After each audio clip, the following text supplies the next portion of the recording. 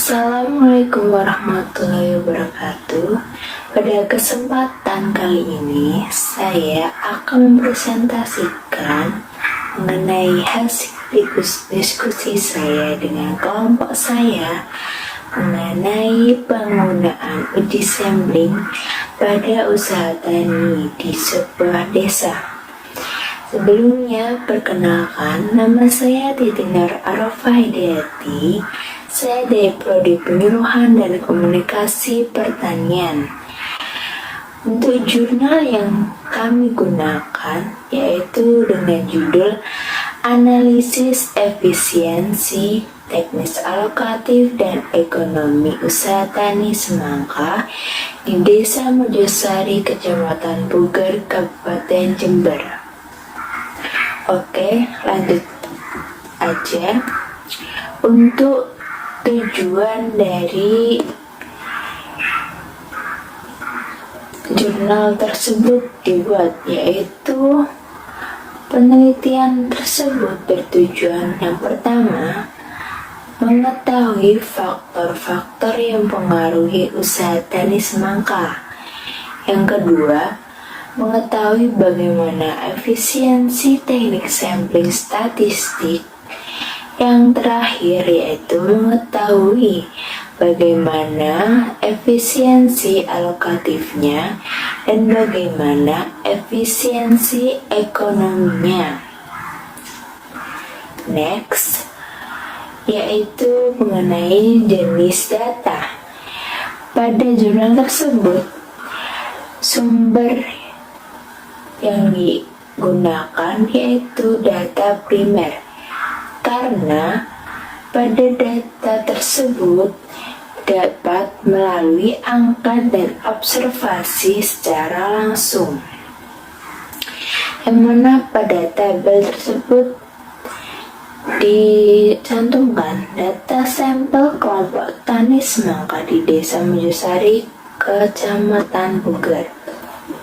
Next, yaitu sifat dari data tersebut yaitu kuantitatif, karena data dapat diukur atau dihitung secara langsung, yaitu berupa informasi yang dinyatakan dalam bentuk angka. Selanjutnya yaitu alasan pengumpulan data. Data sampel kelompok tani semangka di Desa Mojosari, Kecamatan Puger dikumpulkan untuk mengetahui atau mengukur efisiensi usaha tani dan faktor yang mempengaruhi produksi semangka di Desa Mojosari, Kecamatan Puger, Kabupaten Jember. Selanjutnya yaitu teknik sampling statistik. Pada penelitian ini, teknik pengambilan sampel yang digunakan adalah Proportionate Stratified Random Sampling. Teknik ini digunakan karena usaha atau unsur atau anggota dari populasi tidak homogen atau heterogen yang berstrata secara proporsional. Populasi petani semangka berjumlah 424 petani. Karena jumlah populasi yang cukup besar, maka peneliti mengambil sampel sebanyak 15% dari total populasi yang ada. Dari hasil perhitungan, diperoleh total sampel sebanyak 64 petani yang dibedakan menjadi dua, yaitu memiliki lahan luas sempit 0,5 hektar sebanyak 31 petani dan lahan luas lebih dari sama dengan 0,5 hektar dengan banyak petani 33 petani. Oke, selanjutnya yaitu mengenai uji hipotesis yang dilakukan. Yang pertama yaitu memakai uji likelihood ratio test atau LR. Pencapaian efisiensi teknis secara keseluruhan dapat diketahui melalui pengujian likelihood ratio atau LR. Pengujian nilai LR dapat dilakukan secara manual dengan menggunakan rumus sebagai berikut. LR sama dengan min 2 buka kurung ln buka kurung LR tutup kurung dikurangi ln dikali lu tutup kurung. Selanjutnya LR sama dengan negatif 2 buka kurung negatif 52 dikali 28 tutup kurung dikurangi negatif 52 dikali 0,3 tutup kurung. Hasil akhir yaitu LR sama dengan 0,512.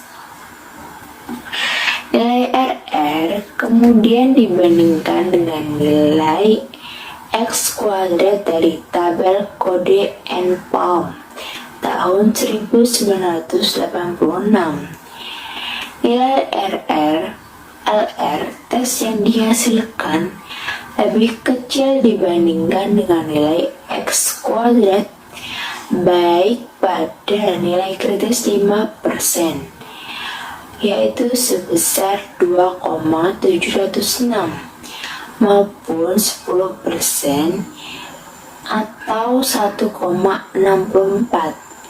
Hal tersebut menunjukkan bahwa H0 diterima dan H1 ditolak, sehingga nilai sigma U 2 sama dengan 0. Maka tidak terdapat adanya error term karena efek inefisiensi teknik CSEP volume 12 nomor 3 November 2019 30 pada model, sehingga disimpulkan bahwa secara keseluruhan usaha tani semangka mencapai efisiensi sebesar 100%. Oke, selanjutnya yang terakhir mengenai kesimpulan. Berdasarkan jurnal yang telah kita analisis, maka dapat disimpulkan jurnal dengan judul Analisis Efisiensi Teknis Alokatif dan Ekonomi Usaha Tani Semangka di Desa Mojosari, Kecamatan Puger, Kabupaten Jember adalah sebagai berikut. Yang pertama, teknik pengambilan sampel yang digunakan adalah Proportionate Stratified Random Sampling. Teknik ini digunakan karena unsur atau anggota dari populasinya tidak homogen atau heterogen dan berstrata secara proporsional.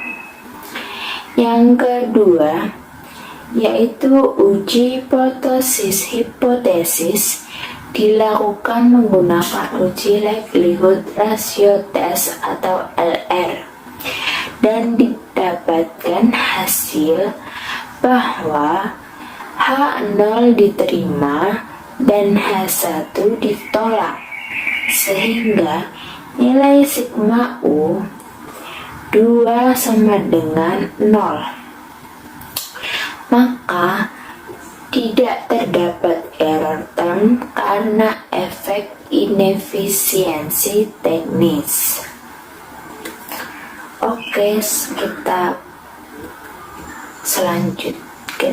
selanjutnya yaitu pada soal 2. Pada soal 2 ini ditanyakan mengenai konsep margin of error. Konsep margin of error sendiri yaitu batas kesalahan atau batas Galat sebagai penentuan seberapa besar kesalahan yang terjadi dalam pengambilan sampel. Yang selanjutnya yaitu arti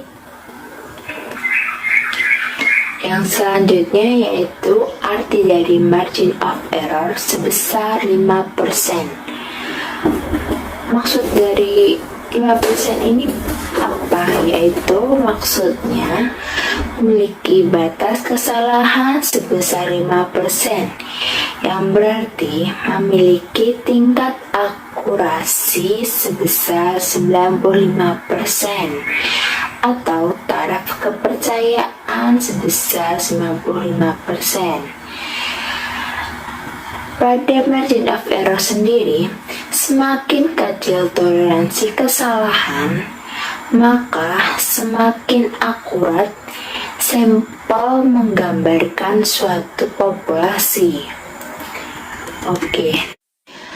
Margin of error atau margin kesalahan menunjukkan perkiraan persentase atau perkiraan interval yang mengelilingi tebakan yang terkait dengan nilai sebenarnya dari populasi. Misalnya, interval kepercayaan 90% yang memiliki margin kesalahan 5% memberitahu Anda bahwa temuan Anda akan berada dalam 5% dari nilai populasi nyata 90% dari waktu. Cara menentukan margin of error. Yang pertama, standar deviasi dari populasi dikalikan dengan nilai kritis sama dengan margin of error. Yang kedua, kesalahan standar sampel dikalikan dengan nilai kritis sama dengan margin of error. Margin of error seringkali sangat tergantung pada ukuran populasi yang disurvei. Dengan populasi yang lebih besar, ukuran sampel yang lebih kecil dalam kaitannya dengan populasi akan diperlukan untuk mendapatkan margin kesalahan yang rendah. Di sisi lain, ukuran populasi yang lebih kecil akan membutuhkan ukuran sampel yang lebih besar dalam kaitannya dengan populasi untuk mencapai margin kesalahan yang rendah. Semakin rendah margin of error, semakin akurat ide yang Anda miliki mengenai apa yang sedang disurvei.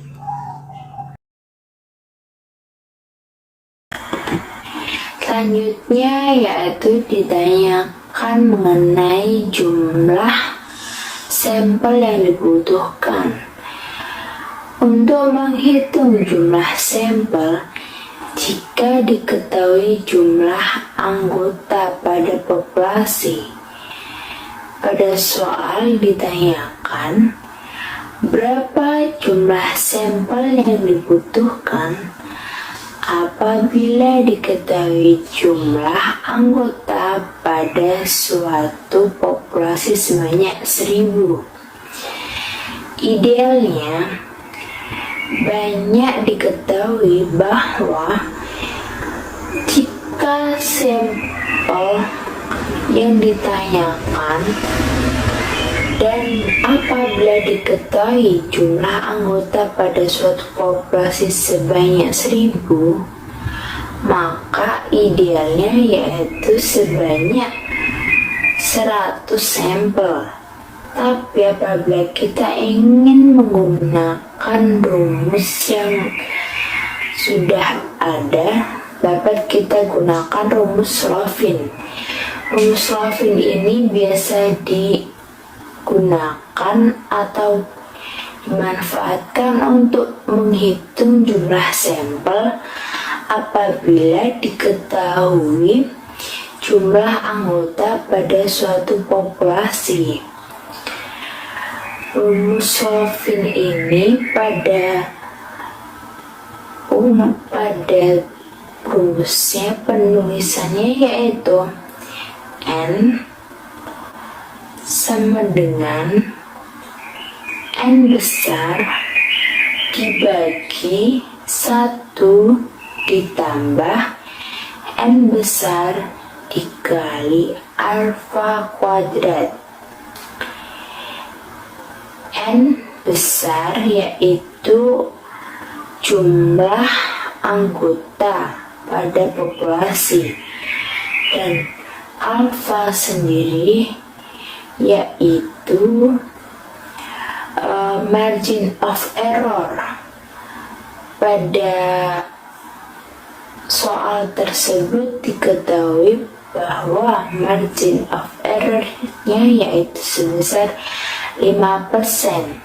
5% kita jadikan desimal yaitu 5/100 yang akhirnya menjadi 0,05, yang mana kemudian kita masukkan ke dalam rumus tersebut.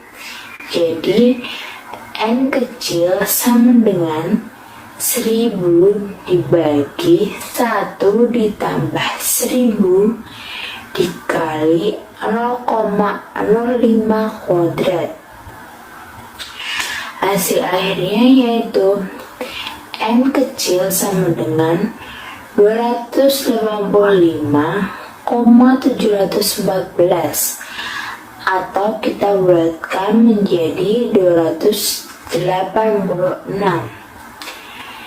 Jadi dapat kita simpulkan bahwa apabila terdapat jumlah anggota sebanyak 1000 pada suatu populasi, maka jumlah sampel yang dibutuhkan yaitu sebanyak 286 sampel.